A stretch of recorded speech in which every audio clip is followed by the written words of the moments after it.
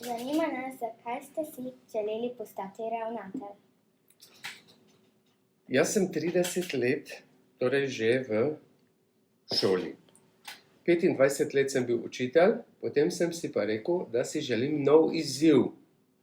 Se pravi, da ne bi samo poučeval v razredu slovenščino, kar je moj glavni predmet, katerega sem torej opravil na fakulteti diplomsko delo, ampak da bi potem na nek način vodil tudi šolo.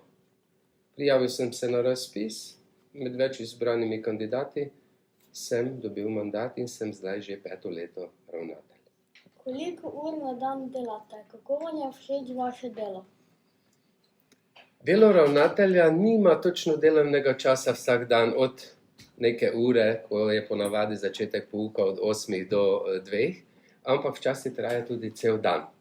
Tak primer je bil včeraj ravno, ko smo opravili ocenjevalno konferenco za vse vas učence in potem še roditeljske sestanke. In včeraj je bil moj delovni dan od 7 zjutraj do 7 zvečer, se pravi 12 ur. Glede na to, koliko ur na dan delate, imate kaj prostega časa? Da, najdem si ga, največ ob koncih tedna, za vikend, ko tudi vi nimate nalog toliko, ko ste, in najbolj v naravi. Torej, moja sprostitev je, da se sprehajam, hitro hodim, včasih v 2-3 urah naredim tudi 15-20 kilometrov, takrat pa tudi imam priložnost za razmišljanje o tem, kaj nas čaka naslednji teden, kaj spet kot ravnatelj narediti, kako pomagati učiteljem in podobno. Torej, prosti čas mora biti. Od kod ideja za vas znameniti pohod iz Goričkega v Piran? Jaz imam več prijateljev in eden zelo dobrih prijateljev, starih, je študijski kolega Jože, ki je v tem času, ko sem jaz učitelj, pa tudi ravnatelj, tudi postal doktor znanosti. In midva sva se dogovorila, da bo on šel iz Primorske v Prekmurje k meni domov, jaz pa od svojega doma z Goričkega na Primorsko, torej do Kopra. Nisem se odločil za najdaljšo pot, do Portoroža ali pa do Pirana, ampak samo do Kopra.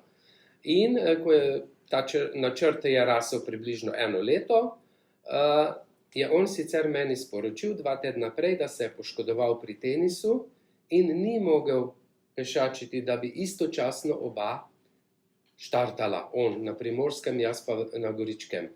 In kljub temu, da on ni mogel, prijatelj Jože, sem se jaz odločil, da bom šel in sem si uresničil to željo iti enkrat na morje, torej peš, ne z avtom. Triglav, simbol našega naroda. Kolikokrat ste ga že osvojili? Osvojil sem ga 8-krat, nazadnje lansko leto s prijatelji, zadnja leta predvsem na željo tistih, ki še niso bili na Triglavu, sem zraven. Povabim še kakšnega planinca, ki je bil že večkrat, in potem tiste, ki gredo prvič, prvopristopnike, jim pomagamo, svetujemo, da so res varni in se jim ne more nič zgoditi. Pomembno pa je le, da so zelo dobro fizično pripravljeni. Za kateri nogometni klub navijate? Navijam za naš domači nogometni klub, NK Mura. Igral pa sem tudi sam veliki nogomet, igral sem za nogometni klub Goričanka iz Rogašovec, ampak ne dolgo, ker sem odšel v Maribor v srednjo šolo in študirati, pa ni bilo več časa za treninge. Drugače pa Mura, Mura, Mura. Za uho nam je prišlo, da boste postali dedek. Kakšna so pričakovanja? Pričakovanja so prav velika, zato ker se mi zdi, da je pri vsakem odraslem človeku to zelo pomembna sprememba. Predvsem, ko poslušam svoje sodelavke in sodelavce, ki so že, babice predvsem, imamo tudi kakega dedka že, in kako so navdušeni nad torej svojimi vnuki in vnukinjami. Je pa res, da se bo najbrž rodil na Dunaju, ta vnukec, ki ga pričakujemo v avgustu, in bo bolj malo doma pri nas v Prekmurju, ampak sva se z bodočo babico, mojo ženo Edito, dogovorila, da jih bova večkrat obiskala v Avstriji. Kako je potekalo vaše šolanje v šoli? V osnovni šoli sem bil na Cankovi, začel seveda s 1. razredom, takrat ni bilo 9 razredov, bila je 8-letka, imel sem zelo lepo otroštvo in dobre sošolce in prijatelje, s katerimi se še sedaj družimo. 8 let je minilo zelo hitro, potem sem se odločil za srednjo šolo, nisem se takoj odločil za učiteljski poklic, srednjo tehnično šolo v Mariboru. Moral sem se voziti že ob nedeljah nazaj v Maribor, tako da sem živel v dijaškem domu. Če bi priporočal vam za srednjo šolo, bi si bolj želel, da izberete v domačem kraju, da ste še doma. No, po 4 letih srednje šole sem pa bil odločen za učiteljski poklic. Najprej sem želel postati učitelj zgodovine in geografije, potem sem si pa premislil in sem se odločil za slovenščino, ker sem enostavno računal, da bom lažje dobil zaposlitev, ker slovenščine je največ ur pouka vsak dan, v razredih, v osnovni šoli, pa tudi v srednji šoli. Zato sem se odločil za slovenščino in študij je trajal približno 4 leta, 4 leta in pol, tako da sem nabral 16 let šolanja nekako. Kar dolgo obdobje. In zdaj sem pa že 30 let spet v šoli zaposlen. Tako da to šola je moj dom. Kateri je bil vaš najljubši predmet v šoli? Težko bi izpostavil enega, ampak sta bila 2 ta predmeta, ki sta bila enakovredna nekako. To sta bila slovenščina, poučevala me je učiteljica, ki sem jo zelo spoštoval in je slučajno z nami povezana. To je bila mama vašega učitelja, Gašperja. Njegova mama je mene učila slovenščino. In najbrž je ona odločilno vplivala, da sem se jaz potem tudi odločil za študij slovenščine, da bom tudi sam postal učitelj slovenščine. Ta drugi predmet je pa bila geografija. Tudi ta učitelj v osnovni šoli je bil zelo v redu, nas je navdušil. S prijateljem sva se naučila vse države sveta, skoraj vsa glavna mesta sva vedela. Nekako sva kombinirala. Prijatelj Viktor, sošolec, on je vedel ene stvari o svetovnih podatkih iz geografije, jaz pa druge, in nama je bilo to bolj kot zabavo, ker nekaterih podatkov niti nisva potrebovala v šoli pri ocenjevanju znanja. Ampak nama je bilo luštno in sva se potem, ko sva se igrala v gozdu pri njegovi hiši ali pa ob potoku spuščala ladjice in delala mlinčke, sva se pogovarjala tudi o geografiji in sva ugotavljala, kje je Tanzanija, kje je Kenija, na katero sosednjo državo, katere države meji Kitajska. Torej, zemljevid sveta sva nekako imela v glavi. In to nama je bilo luštno, ko sva kaj govorila sošolkam o teh stvareh, pa niso imele glih ravno preveč razčiščeno. Kakšne so bile vaše poklicne sanje, ko ste še bili otrok? Ker sem se veliko družil in mi je bil glavni podpornik moj dedek, sva najprej razmišljala, oziroma sem si jaz želel, ker je on bil mizar, da bi bil tudi to moj poklic. Torej les. Po lesu mi je vedno dišalo, skupaj sva žagala, jaz sem mu kaj pomagal. Včasih nama je oče z traktorjem odpeljal velike deske k enemu prijatelju, ki je bil tudi mizar in je imel stroje. Moj dedi pa ni imel strojev in je glavno vse delal ročno. Takrat sem jaz razmišljal o tem, da bi bil mizar. Vendar je moj dedi rekel naslednje: Janko, ti ne boš mizar. Ti lahko delaš kaj v prostem času, kaj pohobliš, požagaš, jaz ti bom pustil vse to orodje in res je tako. Rado doma kaj naredim. On je rekel, ti boš nekoč kapetan, mi je rekel dedek. Potem sem pa si rekel, dedi, kako kapetan? Tisti na ladji, se rekel, jaz ne vem, morje tako je včasih lahko nevarno, pa ne vem, če bi si upal biti in živeti na ladji, ne? Da bi jo vozil ali pa da bi delal kaj drugega na ladji. Pol je pa dedi Janez rekel, ne, saj nisem mislil, da boš na ladji kapetan. Ti boš vodil neko podjetje ali skupino ljudi, kateri ti bodo zaupali, se boš trudil. V tem smislu je on mislil, da bom dosegel neko višjo izobrazbo in da bom lahko torej vodil skupino ljudi. In pravzaprav je imel prav in se je zdaj to uresničilo pred 5 leti, ko sem postal ravnatelj. Hvala za vprašanje.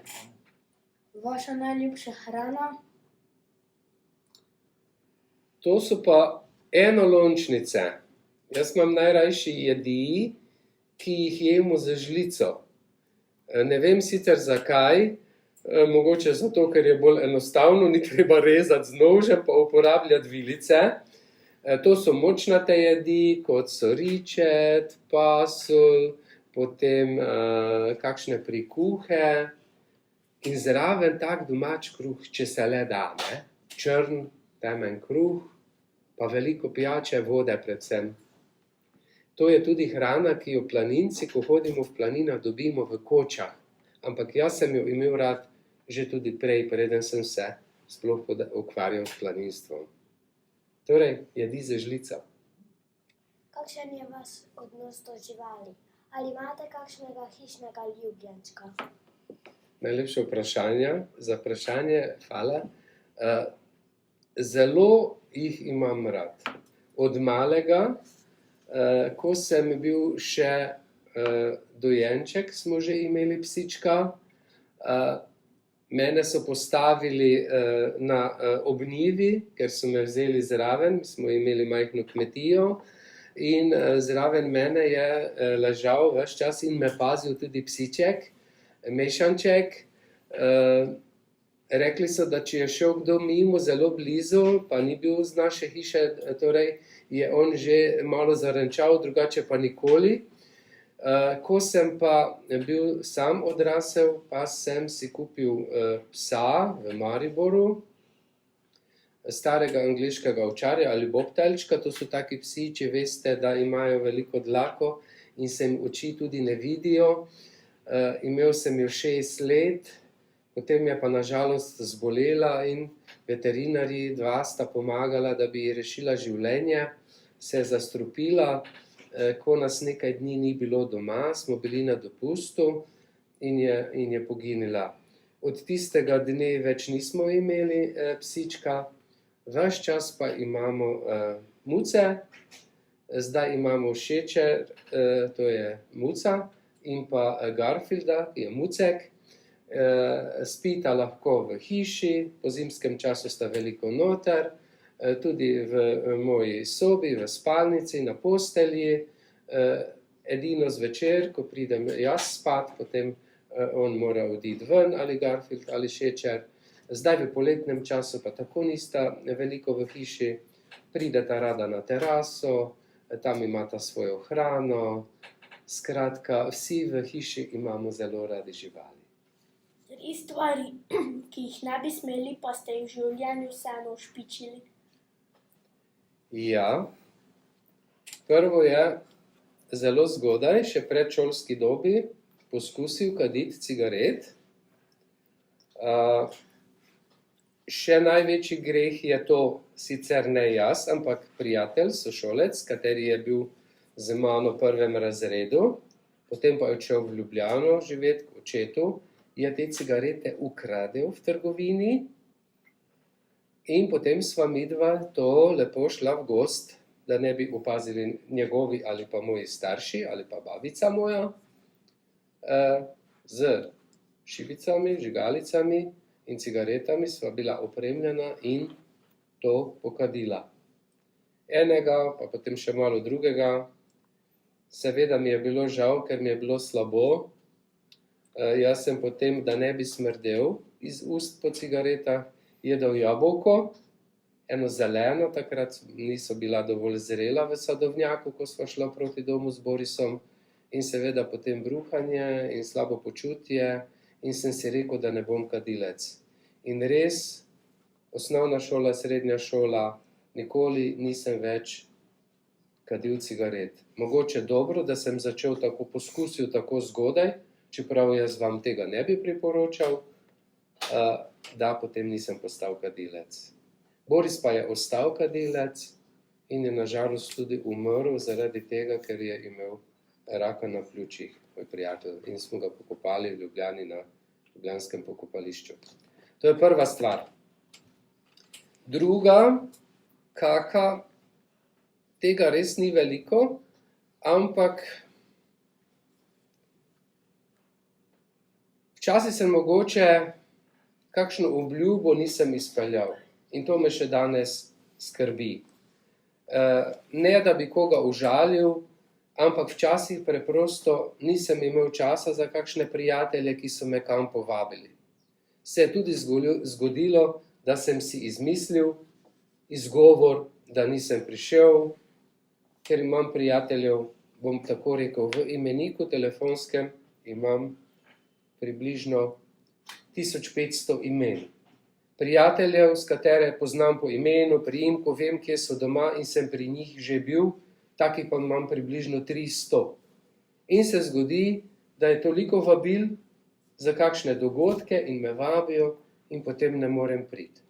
Tudi včeraj se mi je to zgodilo, ko je bil en dogodek, ko je moj prijatelj dobil obiske iz Dolenjske, katere tudi jaz poznam, vendar nisem mogel priti, da bi se z njimi malo družil, ker smo imeli cel popoldan še sestanke roditeljske, oni so me pa že ob 4 vabili, naj pridem na pijačo.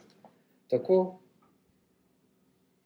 še eno željo sva imela z dedijem, da bi naredila čoln, ker sem jaz doma blizu jezera v Kraščih, in to sem obljubljal tudi prijateljem, da se bomo s čolnom vozili, vendar je moj dedi zbolel in 10 let ni mogel delati v mizarski delavnici, tako da potem tista moja napoved, da bo on nam čoln naredil, ker ko je bil mlad, jih je naredil kar nekaj čolnov, in ti čolni so potem bili na reki Savi največ, tam je delal v Srbiji, proti Beogradu so pluli njegovi čolni, ki jih je izdelal, vendar se ta želja meni ni uresničila, je pa res, da je prijatelj potem nabavil plastični čoln, kanu, in smo se s tistim kanujem v Kraščih po jezeru vozili, tam smo ga imeli ob jezeru tudi vedno sparkiranega, tako da je lahko